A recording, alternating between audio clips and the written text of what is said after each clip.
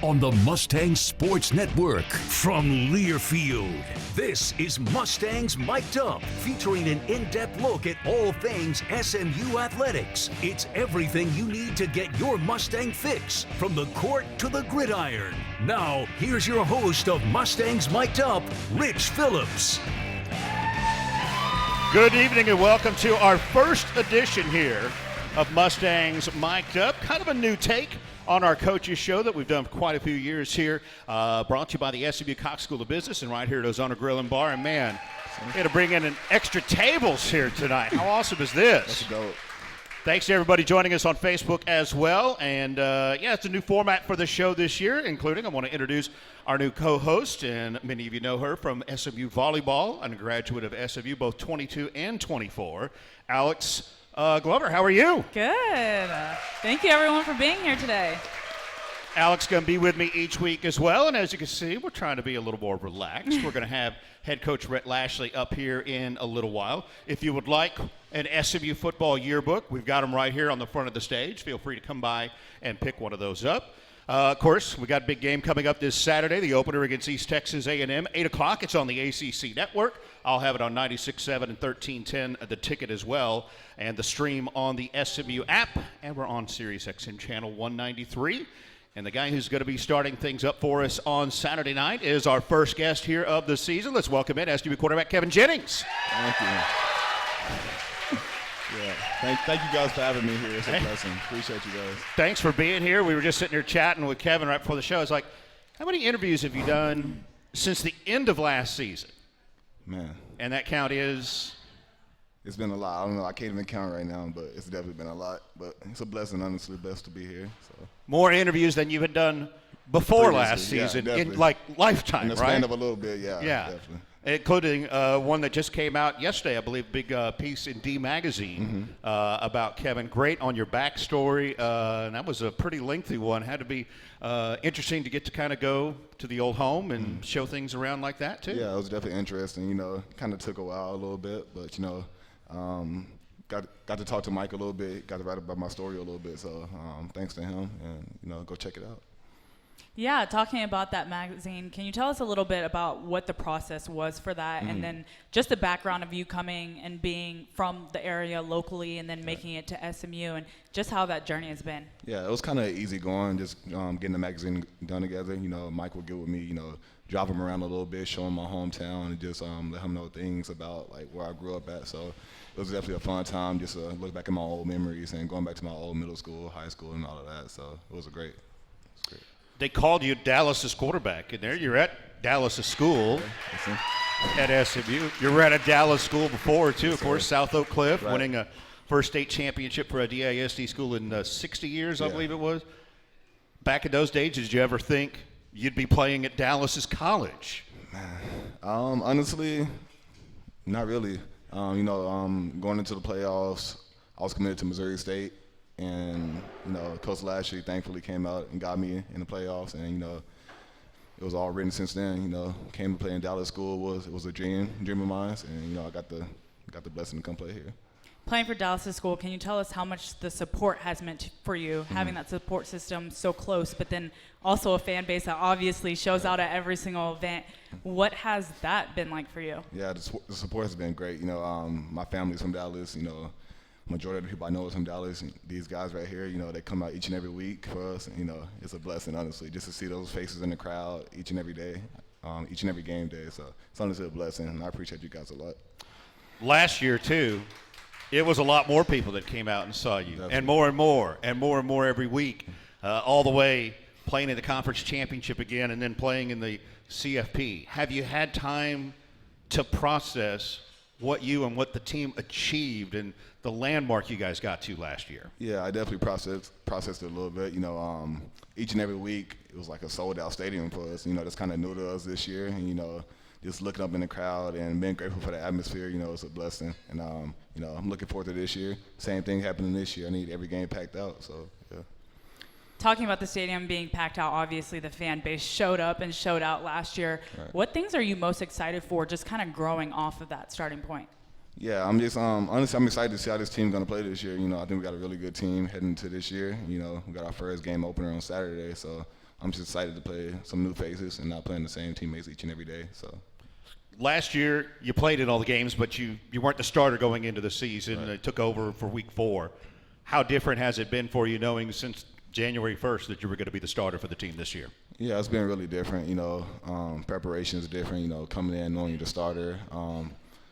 Just coming in last year competing, it was kind of a chip, like a thing in my mind. I got to be perfect each and every day at practice, each and every game, which isn't the case as a quarterback. You can't really be perfect as a football player, honestly. So just coming in, knowing I can make mistakes and just trying my limits at practice and all of that, it's definitely a good thing for me this year. Where do you feel like you've grown the most from, not starting at the first couple of games last year, then to being the starter, making the playoffs, and now going into this season? Right, yeah, I definitely think my leadership has grown from vocal and also just leading by example as well. So that's the thing I think I improved on from the last year. And, I'm still trying to build that up each and every day, but I think that's got better for sure.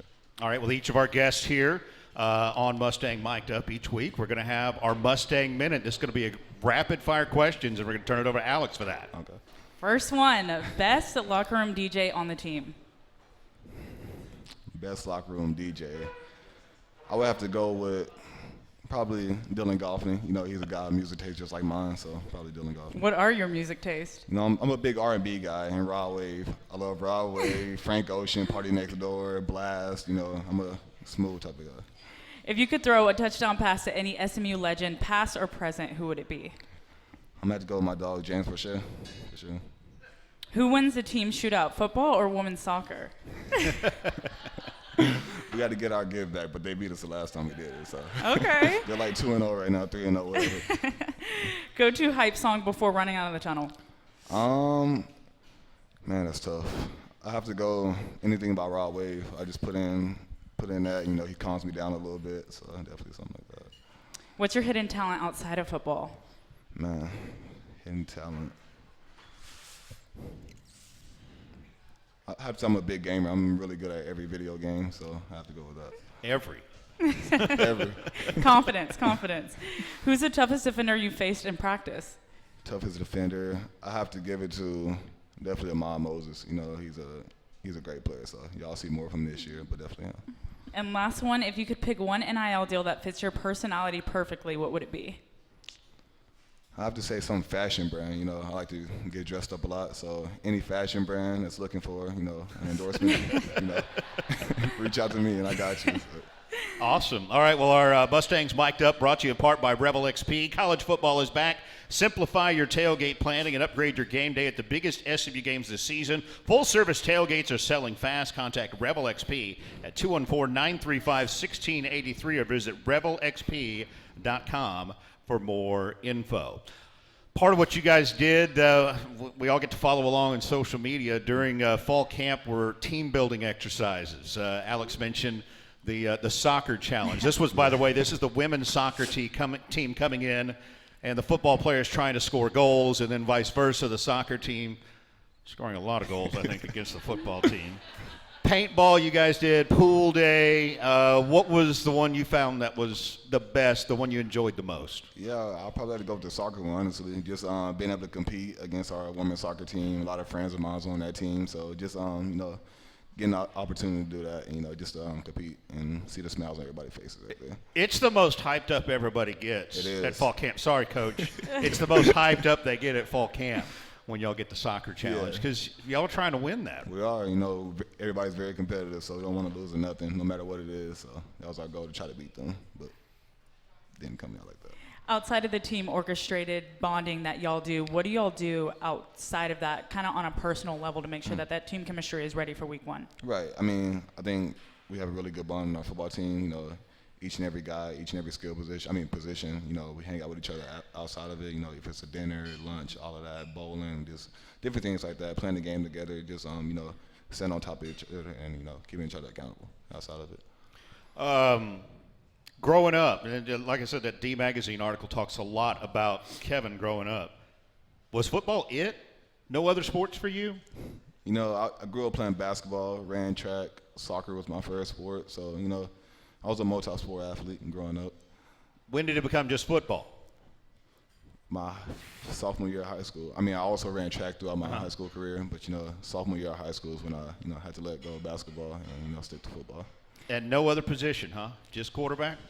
I played a little corner growing up a little bit as well. So, yeah, played a little corner. What was so attractive to you about football, making that leap? You were playing multiple sports, and then what was so attractive about SMU? Right, yeah. Football, just stood out to me because, all of my family members played it. They played it at a high level, and me just looking up to them, wanted to be like them, and, just picking football instead of any other sport. And then SMU, it's in the heart of Dallas, and I'm from Dallas, so it was a no-brainer, honestly. Of course, an incredible season for the team, an incredible season for you. Last year, over 3,000 yards passing. What have you done since the end of last season to be better for this season? Yeah, it's definitely fixed a little flaws in my game. The mistakes I made last year, making my decision making better. Just being careful with the ball. I think that's the number one goal right there for me. Just being careful with the ball and not putting the ball in jeopardy at each and every moment. So that's the definite one right there. So doing multiple interviews, we've seen you call this season a revenge tour. What does that mean to you? Yeah, I mean, at the end of the day, we didn't finish our season how we wanted to last year. So I think that's the goal this year, to make it all the way and finish it out. And I think that's a revenge for us to get back to that moment. I think you guys closed out camp with Meat Church, right? Yes, sir. Was that y'all's last team meal? Yep, it was. What's your go-to when it's barbecue time? Honestly, I have to say Terry Black's or Hutchinson's, and also my dad. My dad's he's kind of a chef in the barbecue stuff, so and he's cooks really good barbecue. So definitely my dad as well. What's your number one choice to eat? What your brisket guy, your ribs guy? I'm a big rib guy. I'm a big pork rib, beef rib sometimes, but pork rib's my heart. That's my heart. I'm with you. I always save the sausage for the dessert, though. That's the dessert, right? Yeah, sausage is dessert, isn't it? No? Nah. It doesn't count as – see? Rhett agrees with me. Sausage is the best, and I save that for the very last. Don't do too much of that during the season now. What are your expectations for this year? I mean, 11 wins 2 years in a row. You've been a part of both of those teams. What are your expectations of this team this year? Yeah, I think the sky's the limit, honestly. We're reaching for the most we can go. A natty championship, a ACC championship. That's our goal right there, and that's all we're sticking to, honestly.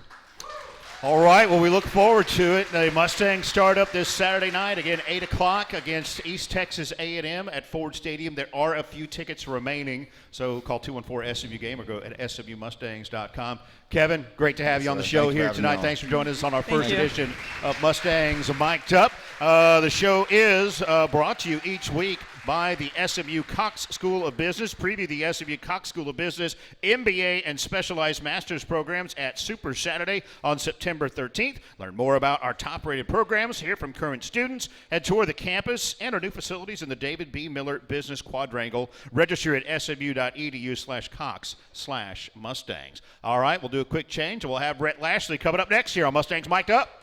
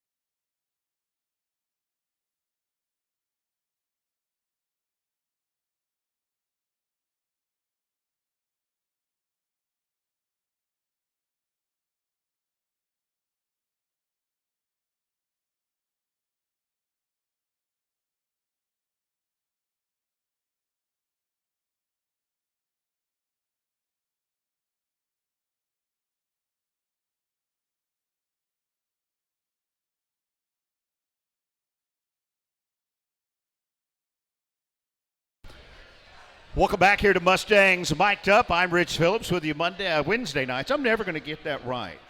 No, you're not. We've been doing this show for 4 years now, right? Not You're good for that once a year. I'm good for once. So Yeah. I am Rich Phillips, and we've got Alex Glover with us up here as well as part of Mustangs Mic'd Up. We'll be here Wednesday nights at 7 o'clock at Ozona Grill and Barn on the SMU Mustangs Facebook page. We will have a lot of other coaches from other sports on campus throughout the season here as well who will join us on the show. But right now, for week one, we are joined by SMU head football coach, Rhett Lashlee. All right. Good to be here. Means the season's upon us. Hard to believe this is year 4 doing this, right? And now it's a little more chill and laid back. We got these nice chairs and, like, not that table where we had to sit all awkward. And had to sit real close to each other. well, we got a great crowd again as always. Yes, so, awesome. yeah, the faithful are here. Year 4 for you, year 6 for you working at SMU overall, counting the first 2 years. You're regular around here with us. Absolutely. Well, kind of let's open up like we did with Kevin here last season. I mean, it's not the same. This isn't the same team. It doesn't necessarily have direct bearing on this season. But last season, as CEO of the SMU football program, what's the impact of last season? Well, first of all, I wasn't in charge tonight, or I wouldn't have had to follow Kevin. I mean, how good was he? He was great. And by the way, he has grown so much in things like this too in the last couple of years. Yeah, impressive. No, he grows every day in every aspect. That's what you love about him. But you asked me a question, and I don't even remember what it was. What does what you did last year, going to the CFP? Yeah. I mean, knocking down the door of Power 4 conference, going 8-0 in that, and going to the CFP. I know it doesn't have bearing on Saturday night, but it has bearing on all of us here at the program here. No, I mean, what it does for our program is huge, right? I mean, you look out here tonight and see everybody here, how the excitement for our fan base is at an all-time high for a season. The city of Dallas, talking about the Mustangs, embracing the Mustangs, the country, we were back on the national stage. And, that's what we want to be. We want to be on the national stage. We want to be playing on the big games week in, week out, be a national brand, ranked in the top 20 of the preseason poll. Doesn't mean anything other than it means everybody around the country respects the Mustangs again. And our school, our team, last year's team has done a lot to earn that respect. And then the city of Dallas, we are Dallas's college football team. You just talked about Dallas's quarterback. That's who we are. That's who we need to continue to be.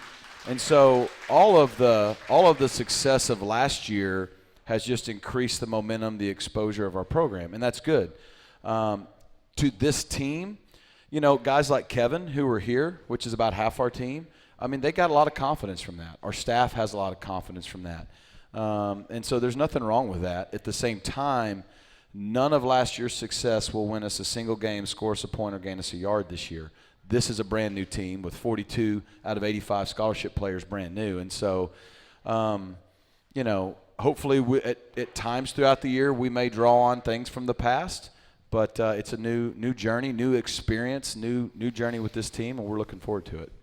Back-to-back 11-win seasons. Everyone's excited. How are y'all carrying that momentum from the past couple of seasons into this year? Yeah, well, we kept Kevin Jennings on the roster. So that helps. Yeah, I mean, he was a part of both of those seasons, right? I think we've been fortunate. We have an incredible staff. Some of them are over here. It doesn't, from our coaches to recruiting to operations to support staff, all in between. And a lot of it stays intact every year. We've been blessed. And going into year 4, a lot of the same people that were here in year 1, year 2, year 3 are still here. Our entire coaching staff stayed intact. And so that continuity of kind of the culture and how we do things has helped, I think, and with the new players, and with what we're trying to accomplish. And so I think that's probably the biggest thing that will help us is just the consistency that we've been able to have. And then the leadership we have of guys like Kevin will be hopefully what carries us through. And going off of that, you talked about how a lot of things are changing, but you want to keep the culture the same. Mm-hmm. How would you describe the culture of SMU football? Y'all should have asked Kevin, because I know what I hope it is or think it is. He can tell you what it really is, probably when I'm not here. But, we believe in relationships. We believe in, we believe in being who we are. So, look, college football is really hard. The work our players put in is incredibly hard. I mean, what they've done just from January to now is rare. the work our staff puts in is rare. The pressure that you're under, all the things that come with it, the highs, the lows, everything is extreme to some degree. So you better enjoy who you do it with. Mm-hmm. And that's kind of how we look at it as a staff. We're not perfect. We don't always get along and agree on everything, but I do think we're a close, connected staff. I think that bleeds into our team. I think our guys enjoy being at SMU. I think our guys enjoy being together in what we do, and they trust us. They believe in it. They believe in each other. And so I think, look, it's all about people, and that's what culture is. Culture is the people, right? And so I've always thought that if you have the right people involved in something, then you can solve all the other problems and challenges that come your way. If you don't have the right people, then you're not going to be able to solve all those. So we try to start with that, with relationships and the people piece of it, and then go from there. And I think our kids deserve a lot of credit for trusting in what we're doing. And at the end of the day, they're the ones playing, and they're really not kids anymore. We keep calling them kids, but whatever. You've mentioned your staff a few times already, and with the exception of a little bit of expansion on the staff, your coaching staff is the same this year as it was last year, and most of them were here the year before. Yeah. What's the magic? I mean, this isn't the way it goes a lot of times in college programs. There's a lot of movement, especially guys trying to move up and different things. What's been your secret here to keeping everybody together? Well, we got the right kind of people that are about the right things. They love being at SMU. They love being in Dallas. They love being a part of what we're building. And so you get a lot of people with maybe shared values. And then, we've won. That helps. That helps. And at the same time, I think they just enjoy, like I said, the culture that we've been able to create. We kind of have a saying we've adopted this year that we enjoy doing hard things with good people. And I think that is a really good way of just talking about our staff and what they believe in. And I don't know. You'd probably have to ask them, but I know they make it fun for me to come to work. They make it fun for me to come in the building. They make it fun for me, and I think our players, to be a part of the challenges we're trying to overcome this year, which in college football are challenging every year, and that's why we do it. Like, you do it because you enjoy accomplishing hard things, and they're just good people. We've talked about the support staff, but how do you balance being a coach, father, husband, and then also leading a program at this level? I have no idea. Now, y'all got to get my wife up here because she would tell the truth. I think some days I do great, but I come home and kind of look to see if I'm doing great, and then there's probably other days I fail miserably. But I don't know. I think there's a couple things. I think, one, you got to be humble and realize, I just play a really small part in what we do, both as a program, obviously in the family, a very small part in the family. But I think just you can't take yourself too seriously. Like, we're all where we are or able to do things because of good people around us or opportunities we've had. And but I think it just goes back to what I said about our program. You start with people. And for me, my priority is my family. 2 of the girls are here. The boys are doing homework, and my wife's here, and it starts there, and it goes into our players and our staff. And I think when you have your priorities right, it gives you a chance. I believe in first things first, so you got to prioritize things from your faith and your family and the people around you before all those other things. And fortunately for me, I have an incredible wife who makes sure I stay somewhat on that track. All right, time for our Mustang Minute. You ready for some rapid-fire questions See, from I'm Alex? terrible at this. So here's what's funny. We call plays at an incredibly fast pace, used to making decisions in well under 40 seconds and, split-second decisions. My wife will tell you if I'm having a conversation, and then you do this, and I'm terrible. Like, this is going to be bad. I'm just going to tell everybody I'm really bad at this. I can't wait for it. Okay. So now, what's harder, calling plays in the fourth quarter or wrangling 4 kids at home? Definitely wrangling 4 kids at home. I can answer that one. That one's good. Favorite city you traveled to for football? Oh, for football. I've traveled to Dallas before. Does that count? I don't know. I got nothing. All right, Dallas. Yeah. I'm telling you, I'm terrible at this. Does France beat it? I didn't travel there for football. Well, okay, without the football relation. No, I would rather be in Dallas. Which former player? Not in the summer, though. Which former player or coach you worked with would you let babysit your kids? Which former player or coach? Well, since we're on I'd let James Prochet babysit my kids. I think he's like body slammed my kids in the pool before, so I'll go with James. Pool day or paintball, which activity did you secretly dominate at? Our team, my wife and I's team, she played, by the way. We won paintball. So with paintball, we dominated. We did have Stone Eby on our team. That was a good win. Did that help? Yeah. Do you have any game day superstitions? You know, I'm not really a superstitious person. I mean, I don't fix it if it's not broken. But, you know, not really. Okay. I don't know. Do I, Scott? Do I have? No. Very good. If you weren't a football coach, what would you be doing for a living? Well, I would like to think that I would be doing like, you know, TV, color commentary, calling games. You know, when I grew up, I wanted to be a Sports Center anchor. So that was kind of the deal. My wife and mom and probably everyone else would tell you I'd be a lawyer. I didn't want to go to school that long, though, so that probably wouldn't have worked. And definitely a litigation lawyer. Yeah. Last one, favorite Dallas spot to take your recruits? To take our recruits? Well, I mean, we take our recruits to Terry Black's. Kevin mentioned that, and they really enjoy it. And then usually on Saturdays, we take them up to the old Reunion Tower Ball and eat up there at the Crown Block and oversee the city. So those are two really good spots. All right, our show Mustang mic'd up here Wednesday nights at Ozona Grill and Bar on Greenville Avenue. Ozona has the best patio in town and happy hour from 4 to 7 every Sunday through Friday. Enjoy $1 off bar drinks and complimentary chips and salsa. Ozona Grill and Bar, find your comfort zone. Well, how was France? How did a good old boy from Arkansas take to France? It was good because it was just me and my wife, so it was great, you know. It was funny. So we were like last year, I had never been anywhere other than the United States and Mexico. And last year we went to Italy with a buddy of mine and his wife. And then this year we were going to do nothing. And then all our kids went to camp at like the exact same window. And have to do it. You got to take advantage of that, right? And so, look, too much backstory, but like we couldn't decide on what to do. So we went from like, we're going to do nothing, we're going to go somewhere. We're going to do nothing, we're going to go somewhere. So finally, my wife is amazing, but she doesn't like making decisions. You do them in under 40 seconds, so. Right, just not in the Mustang Minute thing very well. And so on like a Monday or Tuesday, I'm like, look, you pick where we're going by Friday. I don't care where. Big mistake. I don't care where. And if you don't decide by Friday, though, I'm picking. And by Friday, she said we were going to France, so we went to France, you know. And we'd never been, and it was good. What's the best thing you saw there?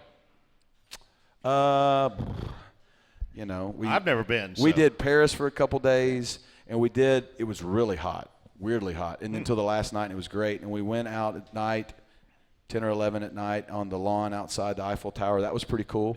And then we went into the mountains, Megève. That was cool. And then we ended up on the water, which I always like being on the water. And we came home, and we're really glad we're home, ready for football. Aren't we all? Can you tell us a little bit about the team bonding y'all did this summer? Yeah, you know, I mean, we call it. Josh Nash over here eloquently calls it Force Family Fun. And, you know, that's one of the things that has helped, though, I think, over the years is we do things together, whether it's in the spring, having team breakfasts on Wednesday morning and eating with their players and position coaches, little things like that, and then bigger things like going to play paintball. You know, guys, typically, they're no different than my kids. If I tell my 14, almost 15-year-old boys right now, hey, we're going to go do this, they don't ever want to do it. They want to sit and look at their phone or, you know, do whatever. And then we go and they have a blast. And so that's why we call it Force Family Fun. Sure. Typically we tell the guys, hey, we're not going to practice on a Sunday afternoon, but you guys got to come play paintball with all us old guys. They're like, dude, that's the last thing I want to do. And then we get there and they all have fun. And so in their own way. But I just think it goes back to spending time together is what helps people have better relationships and get closer together. And so – yeah. We couldn't get up here before the season opener and not talk more about your roster a little bit. Because as you said, you have 42 new guys on this team between transfers and freshmen. So let's kind of we'll go position by position a little bit and tell us about guys. Obviously, at quarterback, we know a lot about Kevin Jennings. But you got a freshman who's going to be backing him up this week. Yeah. Ty Hawkins, tell us about him. Yeah, I mean, I think Ty's come in. He came in the spring, and he's done really well. And what he did in the spring was be really smart and just follow Kevin and you know, kind of get in Kevin's back pocket and then trust De'Aaron King. He's got two really good guys to kind of learn under. And I love that he's come in with this humble attitude. He just wants to learn. And for a freshman, the game, the speed of college football is usually really different. And then just the volume of the playbook and all the different mental capacities that's different than what you have to do in high school. And he picked it up so well in the spring. He's a freshman, but we were really impressed by just his demeanor and how he handled everything. And it's bled over into fall camp. And so really proud of him. And then Charlie Pfizer right now, while Tyler Van Dyke's not cleared, Charlie Pfizer, every time he gets in, we move the ball down the field and score points in practice. Don't tell Scott Simons. And so, Charlie's a guy that'll be the third. And so we feel really good about that QB room. And I think that's always really important to a team is the health of the QB room, not just the starting quarterback, but the whole room. And feel really good about where those guys are. All right.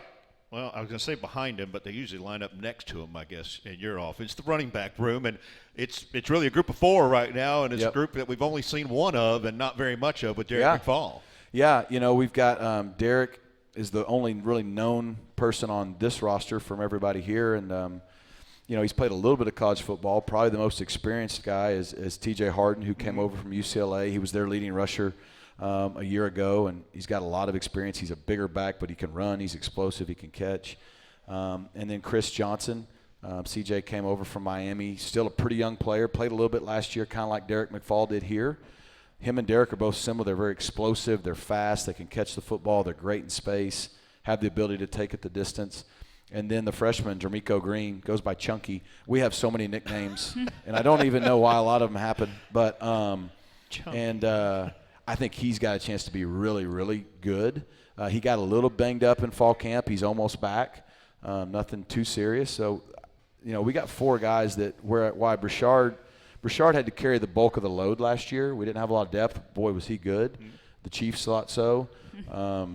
I think all four of those guys can really help us win this year. And I think all four guys by themselves, if they just were the feature guy with no one else playing like Brashard was, could rush for 1,000 yards. Of course, this time last year, we didn't know what Brashard was, right?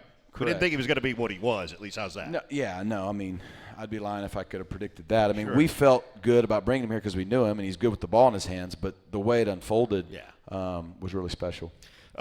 Two prime returnees at wide receiver, Jordan Hudson, Romello Brinson. I will tell you that, I thought Romello was so good when he came back at the end of last season. Mm-hmm. He was hurt and then was able to utilize his red shirt. And Jordan just looks different to me at practice, and not just the way he's catching the football. Yeah. Everything else about him looks different right now. Yeah, I think, but you see two guys that are going into their last year of college football, and so there's a different level of motivation for guys like that. They're the unquestioned starters. And so I think you're going to get the best version of Jordan Hudson or Romello Brinson. I really do. Kevin has a great connection with both guys, throws with a lot of confidence to him. We know Jordan Hudson has that, dare I say, Rasheed-like physique. He's big. He's physical. He can go up one-on-one and make contested catches when you throw it to him. He may not be the fastest guy on the field. He's not slow, but, he runs strong. And then Romello Brinson quietly has a 40-something inch vertical. He can jump. He's smooth. He's a gifted route runner. And so we got two guys on the outside that I think and they both played in our offense for multiple years. And so that continuity with Kevin, I think, could be really big for us. And then you've got a couple transfers, Ymir Knight, Link Rhodes, and a bunch of freshmen that will be in the mix here this week. Yeah. So, Ymir Knight, again, goes by Miz. Makes no sense to me. Don't even know why. There's no Z in his name. But Miz is really good. He you think of that Roderick Daniels, Jake Bailey kind of slot role, punt returner. He's gifted in that, really quick, can get open, smart, instinctive football player. So he really kind of fills that void with those guys leaving. And then Link Rhodes was a junior college young man that we saw in January that just is physically, you're going to look at him and go, wow, he looks the part, kind of like Jordan Hudson. He's explosive. But we didn't get him till about a week into fall camp, just from getting through the junior college and getting here. So he's been playing catch-up. He's getting better every day. And I think you're going to look up here, week 2, 3, 4, 5 and go, wow, who's that? And so we got some experience to go with the two older guys, and then it's a bunch of pups. It's a bunch of young guys, but they're all good. And all four of them have a chance to help us this year and definitely in the future. And I think that's a theme, I know on offense, but in our whole team is, okay, we got some veteran guys back here. Who's behind them? It's going to be a lot of young guys. And so with that comes some growing pains, but we're going to play through that development with those guys. And, hopefully you're going to look up and each week they just keep getting better and better. And then your tight end group could be one of the best in the country. R.J. Maryland, of course, knee injury that cost him about half of last season, and all of a sudden we were like, well, if Matt Hibner plays a lot like R.J. Maryland, doesn't he? Yeah. You're going to utilize the combo together a lot more this year, right? We will. That's the plan. And we were just starting to fall into that last year when R.J. got hurt, realizing that those two guys on the field together were really good for us. And so R.J. is in a great – he's cleared. He's medically cleared. He's not missed a single practice in fall camp. We're going to be smart over the first 3 or 4 weeks of the season. He will play. We'll kind of go at his pace. And I think, when you're cleared versus 100% of what you used to be, there's probably a little bit of time there to get there. But he's in a great place.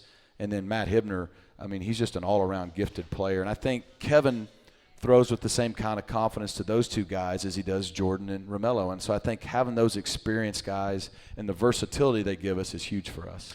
And then your offensive line, 3 returning starters, 2 transfers in that are going to start for you as well. Again, Josh Bates, Addison Nichols, he's played a lot of football.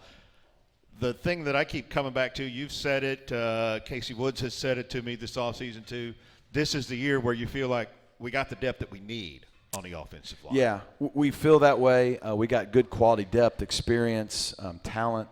It's already being tested a little. We got a couple guys banged up. So that sounds good until if we do end up having – enough injuries, then anybody can get thin. But we do. We feel like P.J. Williams and Logan Parr, tons of experience. They both were voted captains by their teammates. Those guys kind of where it starts. Savion Byrd played a lot down the stretch. Andrew Chambly was someone who was having a great fall camp. He got rolled up. He's only out a few weeks, but he was vying to start when that happened. So hopefully we'll get him back soon. Gives us some depth at tackle. And then you're right. We brought over Addison Nichols. We brought over Josh Bates. They're new to us, but they played a lot of ball at both Arkansas and Oklahoma, and that kind of just strengthens up the inside where we lose a Ja'Kai Clark and a Justin Osborne. Zion Nelson has been getting back into practice, so we'll see how he comes in the first few weeks. That's a guy who 3 years ago was a projected top 10 pick. And then our two or three freshmen are just like the receivers. Like we're gonna put them on the fast track to be ready to play. And we're really excited about their future. Defense, Scott Simons has a lot of new parts to work with because there is only one guy back that started every game last year on defense. He's a pretty good one, though. He is. The All-American, Isaiah Wachovia. Yeah. Ahmad Moses, though, obviously started and played a ton. Deuce Harmon, Jalen Davis-Robinson, they also started some, played a ton. But that's a lot of new parts he's mixing together on that side. Yeah, we did. We lost a ton. If you're just being honest, of production on defense. But Scott Simons is the best for a reason, and what he's done here in that entire defensive staff of just changing the culture of we play championship defense at SMU. And, of course, we had to go out and accomplish it for a few years, but now that confidence bleeds into not just our defense, our whole program. I can tell you Kevin has a lot of confidence when our defense is out there, and so, we look at Zay and Ahmad as both returning starters. You got guys like Cam Robertson, Alex Kilgore, Isaiah Smith, Deuce, Smoke, again, all these nicknames, that have either started or been kind of almost like co-starters. But, yeah, tons of new faces on the D-line, new faces at the linebacker spot. It's going to start with that leadership of Isaiah and Ahmad on the back end, and where I think we probably can take a big step this year is in our secondary. We got 2 of the best safeties in not only the league, the country. We got some other young players that are really gifted at safety, and I think we'll be much improved at corner. And so hopefully that can help us as we kind of put together our new front 7. Yeah, defensive tackle, you brought in Terry Webb and Jeffrey Imba. And Jeffrey, because of him, I learned of a new country. Yeah, that's why I went to France. Is that why you went? No. No. He's from Gabon. Well, had never heard of it. I haven't either. I'm sure he speaks French, though, He right? does. He does? Yes. Does he try to translate for anybody? No, but like I think he broke us down today to start practice, and all the guys have a good time with it. The nickelback spot was a pretty good competition here in fall camp. Lamadrick Spencer going to be listed as a starter, but a lot of time, too, for Jaden Milner-Jones and Kyron Chambers at that spot. Yeah, you look at last year, we really had 4 guys rotating, almost 5, really, when you talk Jonathan McGill and C.J. Sanders. And so, Lamadrick Spencer and Jaden Milner-Jones have both been the most consistent, and they're both athletic. They can cover. Lamadrick was the starting nickel on a junior college national championship team last year, and he happens to have good bloodlines. He's half brothers with Roderick Daniels. Yeah. So, and then Jaden Miller-Jones can really run, can really cover, and now after being here a year, I think really feels good what we're doing, as well as Kyron Chambers. You know, all three of those guys bring experience to what we're doing and give us good depth there.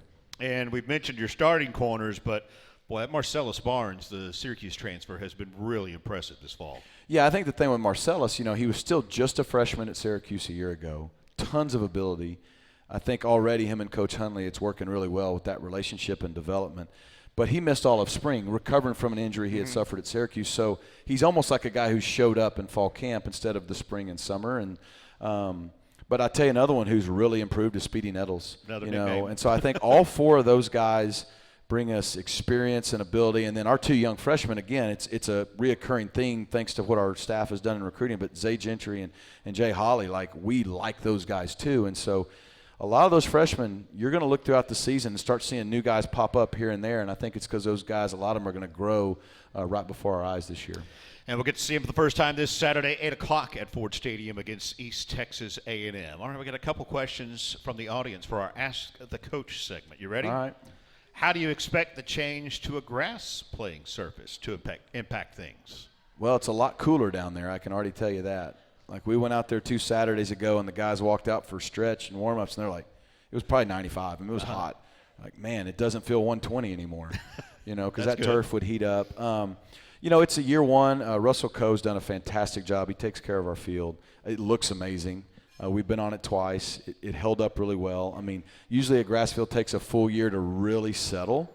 But, man, the footing was good. It's softer on the joints for the guys when they get tackled. It's softer. They don't get all these turf burns. So, look, you can still get hurt in grass. It's football. It's a contact sport. You know, obviously if it rains, it'll be slipperier than turf would be. But it's the way God intended it to be played, so we're glad we're on grass. I like it. You got your car stuck in mud late at night. Which of your linemen do you call to help push your car out? Oh, boy. Well, I'm going to call Abel Ho-o-oopie. Ho-o-P. Yeah. Ho-o-p-e-e. You're going to say hoopy if you just look at it. But Yes. anyways, Abel is our, 6'4", 370-pound freshman lineman from Hawaii. So he's going to make the cut. Logan Parr is going to make the cut because, I don't know if he looks like a Dothraki from Game of Thrones back in the day. I mean, he's massive, or like a Viking. We're probably going to go with we got a young man named Sione. He's from New Zealand, and he is the size of New Zealand, so we're going to let him help push. I'm going to take Josh Bates because I think he's just tough and gritty and like you know, I mean, he's going to find a way to get me out of there. He told us he was a psychopath, by the way. I'm on camera not going to agree with that, but he's very borderline, which is not all bad for us on Not the all O-line. bad. Yeah. Last one here on Ask the Coach. This is just kind of looking ahead a week. Touch on renewing the in-state rivalry with Baylor coming up. Well, that's rule one. I can't move ahead. No.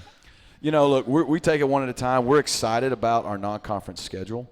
I think Baylor, I think Dave Aranda, to me, he's one of the best guys in our business. I mean, he's in one of the best defensive minds. He's proven it over time. We've coached against each other as coordinators twice in the past. But he's just a great human being. I think that's why he's won at Baylor, even though there's been some ups and downs. I mean, you look what they did last year, and they got 17, 18 returning starters.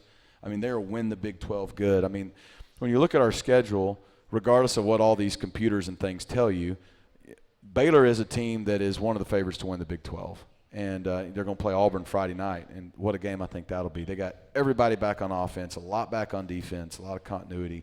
It's going to be a great test for us as a football team. Go to TCU. Again, they won 9 games. I think they won like 5 or 6 in a row almost to end the season. Probably arguably the best quarterback in the Big 12. I think Clemson's national championship good. I think Louisville is a team I can't believe people aren't talking about because I think they were really good last year. I think they're better this year. Miami, like our schedule's a big-time schedule. But what I love about the opening 4, you're asking mostly about Baylor, is we're going to get tested early, and we have a brand-new team. And, you know, there's unknowns in every season, you know, but this year there's a lot of known because, like I said, half of our scholarship players are new to SMU. 22 of them are new to college football. Yeah. And so there's going to be some growth. Now, thankfully, we have leaders like Kevin and Zay and some of those other guys to kind of help bring that all together. But this team is going to learn who we are in real time in some tough environments early.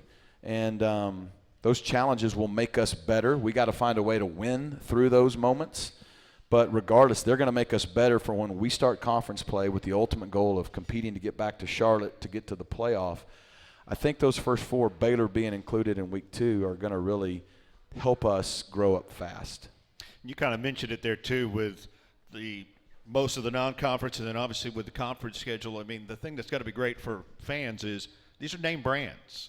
Yeah. I mean, we all know who Syracuse is. We all know who Stanford is and Louisville, Miami. These are all who's coming to play at our place. Yeah, and I think that's the shift you'll see, and I know Damon's in here, and we agree. You asked me earlier, what did last year do for us? Well, it put us back on the national stage. That's where our program belongs. That's where we want to be. This is what we've asked for. Now, there's expectations that come with that, and that's what we've asked for. But, when SMU's playing Clemson and Miami, and we played Florida State last year, and next year we're playing Notre Dame, and the year after that Oklahoma and LSU, that's where we want to be. This weekend in college football, we're only worried about our game at 8 p.m., but there's a lot of headline games. Sure. Everybody's excited. Well, I think after this year, you're going to start seeing SMU involved in those opening weekends a lot. And we got to put ourselves on that stage because SMU's a national brand. The city of Dallas is one of the best cities in America, and we're Dallas's college football team. So why would we not put ourselves out there? Agree. Coach, overarching big picture, what can fans expect from this SMU team this year? Well, you should ask me after 2 or 3 games. Look, we're going to be who we are. The good news is with a lot of players and coaches returning, our style, how we are, we attack, we play to win. We're going to be aggressive on offense. I love what Kevin said in terms of valuing the ball and all that, but he is still going to be Kevin. And he's going to go be a playmaker and do what he does. And on defense, we're still going to be an attacking style defense and aggressive. And I think the last 2 years we've been up at the top in the country in sacks, and last year we were scoring touchdowns, and same thing on teams. So we're going to play with the same personality overall that we've had. I think we're fun to watch. I know this. The guys we put on that field are going to play extremely hard. They're going to play very physical. They're going to play together, and they're going to play because they love SMU and they want to represent this school the right way. So I feel like if we do those things, those wins usually take care of themselves more times than not. You open the season number 16. In November, that means nothing. But right now, this is the first time the highest ranking preseason in 40 years for the program. We talked about this the other day. Hopefully in a few years, we're just waiting to see that opening poll to see where we fall. This year it was okay, we're going to be in it, right? Yeah. But this is the start of getting it back to, like you said, being on that national stage. Yeah, it's part of the process of trying to get our program where sustained success is expected. Competing for conference championships is expected year in, year out, not just by us. We have those expectations, but on the national stage. And when people start talking every year about who's going to be in the top 25, we're just become one of those teams that obviously we're going to be in there. It's where are we going to be? And so that's just a step in the process. You said it's been 40 years. The last 2 seasons we've finished the polls ranked. Mm-hmm. That's important. That is more important than starting, and also in this world where, look, we still have a sport in college football that is a popularity contest to some degree. It's a contest. It's a pageant, if you will. It's not, hey, if you finish in the top whatever, or if you win your conference, or if you finish in the top 3 or 4 of your conference you're in, like every other professional sport and every other high school sport. So all that stuff matters. If last year we didn't start the season ranked, well, we were 7-1, 8-1 until we finally got ranked. Right. Because you have to consistent, and all people remembered is we struggled against Nevada and BYU early, and then they forget. Well, if you start the season ranked and you win, then you have a chance to move up higher and higher, and the reality of it is that the higher you are, if you stumble and lose, the higher you're going to stay. You're not going to fall as far, right? And so it's just the perception of how our game's done. And so in one hand, starting ranked is a big check mark for just the process we're building. But on the other hand, it helps us from a national perspective and perception in terms of when you do get to November and December. East Texas A&M, I know their coach, Clint Dalzell. I knew him from arena football days, as a matter of fact. That guy, he was pretty good, huh? He could sling it. He's 2nd or 3rd all-time in passing yards in the old arena football league. Big-time player there, too, and a guy who likes to coach offense, doesn't he? He does, and he coached for Scott Natty over here for That's 4 right. years. Yeah, at Parrish. So Scott's not been allowed in the building all week, but it's his alma mater. Yeah. Scott told me he was a 3-sport athlete. He was, yeah. When you turn on the film, at least from we're watching last year's film, but you see a team that plays hard and they play the game the right way, and to me that's a reflection of their coach. And so, we're excited to host them. We definitely want to find a way to beat him, but I think he's the right guy doing a really good job, and you can tell the way his team plays, that personality's there. Well, that's going to do it for our first episode of Mustangs Mic'd Up. Now, you're not back until after the first 4. Yeah, it's September 24th. Like every couple of weeks. Yeah, 3-4 weeks. Yeah. Yeah, I heard people were getting tired of me. Well, I was. That's what I know it was you. No, you're tired of me. Yeah, probably. Probably a two-way street. Hey, why didn't I get asked what my NIL deal would be? Like nobody. Oh, I'll give you the floor here. Because you're like a pro at that, right? She is. Like I need some tips. Kevin definitely needs some tips. I need tips. I don't have any NIL deal. Yeah, I know. What is your dream NIL deal? Oh, I don't have a dream. I'm terrible at this. But, Kevin's told me I would be great with these Chrome Heart hats. You know what I mean? And then, a Go Yard bag. I think the guys think I should be a Go Yard spokesman. Don't I? No? Maybe we can make that happen. I don't. Are you allowed to have NIL deals? I don't know. Damon, am I allowed to have NIL deals? All you want. I have no idea. Let's put it this way. No one's beating down my door. Well, next week on the show, we'll be back here at 7 o'clock next Wednesday. We'll have women's swimming coach Ozzy Quevedo, women's soccer coach Nicole Nelson, the women's tennis coach, new coach Kelsey McKenna, and volleyball coach Sam Erger, who Alex is very familiar with. So please, everybody come back and join us. That's a great lineup. It is. And the soccer girls smoked us. Kevin made a goal. I might have saved a goal, but, they smoked us. So. Yeah, the football guys struggled in goal a lot. Yeah, but our celebrations are good. When This we do is make true. one, our celebrations are good. It's a national championship win when they made one. So. Yes.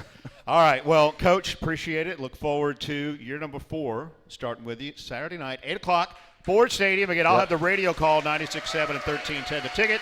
TV-wise, it's on the ACC network and still a few tickets available. Let's get Ford Stadium rocking. Let's do it.